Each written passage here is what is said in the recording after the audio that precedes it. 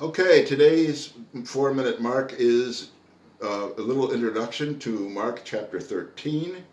As I said yesterday, it is notoriously hard to interpret this chapter. The NIV subtitles this chapter, Signs of the End of the Age.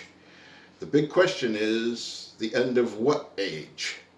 The end of the church age, in other words, the end of history, or the end of the Jewish age when Jerusalem was besieged by Rome. Some interpreters think that this particular passage is talking exclusively about the time when Rome besieged Jerusalem and came in and basically destroyed everything. Okay, and that was in 70 AD. So that was after the time of Jesus. And that really did put an end, if you will, to the Jewish system, or at any rate, it cut the heart out of the Jewish system, because the heart of the Jewish system is, of course, the temple and the sacrifices in the temple, and all that was done away with. Okay. Other interpreters say, yes, it's talking about the fall of Jerusalem, but it's also talking about when Jesus returns and comes again, and the church age is ended and history is ended.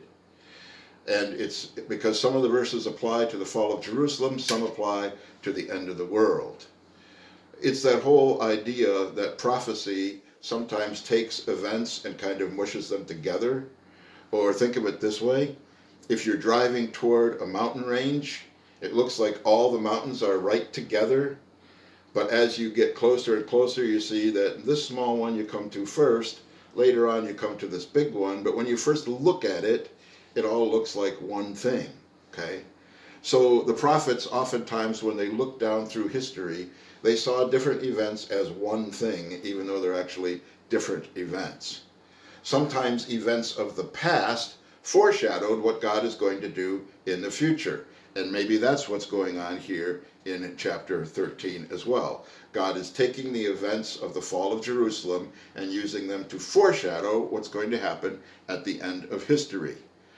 There are some interpreters, not a great deal of them, but there are some that actually believe that the second coming of Jesus was the downfall of Jerusalem, and that we're looking forward toward a third coming of Jesus, if you will.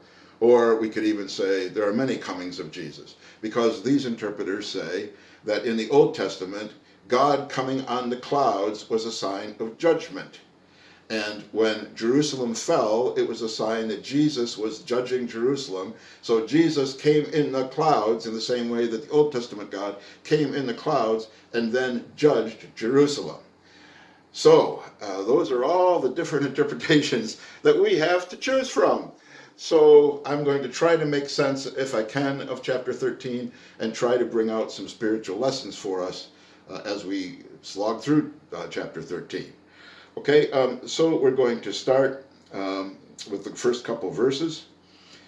As he was leaving the temple, one of his disciples said to him, "Look, teacher, what massive stones, what magnificent buildings." "Do you see all these great buildings?" replied Jesus. "Not one stone here will be left on another. Every one will be thrown down." And of course, this is talking about the fall of Jerusalem in 70 AD, when the Romans came in and ransacked the temple and ransacked the town. And we'll get more into this tomorrow. So see you then. Bye-bye.